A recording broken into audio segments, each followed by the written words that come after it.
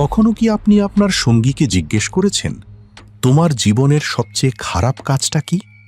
এই প্রশ্ন থেকেই শুরু হয় এক অবিশ্বাস্য বাস্তব কাহিনী, যা এখন উঠে এসেছে নেটফ্লিক্সের তথ্যচিত্র শুড আই ম্যারি আ মার্ডারারে। যশ অ্যালোটের ৩ পর্বের তথ্যচিত্র সিরিজটি ২৯ এপ্রিল থেকে নেটফ্লিক্সে স্ট্রিম হচ্ছে। এখানে এক নারী বর্ণনা করেছেন সেই ভয়াবহ অভিজ্ঞতা, যখন তিনি জানতে পারেন যাকে তিনি বিয়ে করতে যাচ্ছিলেন তিনি আসলে একজন খুনি। প্রেম, তারপর এক ভয়ঙ্কর সত্য।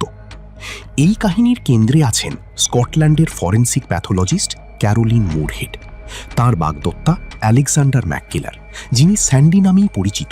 তার সঙ্গে পরিচয়ের কয়েক বছর আগেই একজন মানুষকে হত্যা করেছিলেন।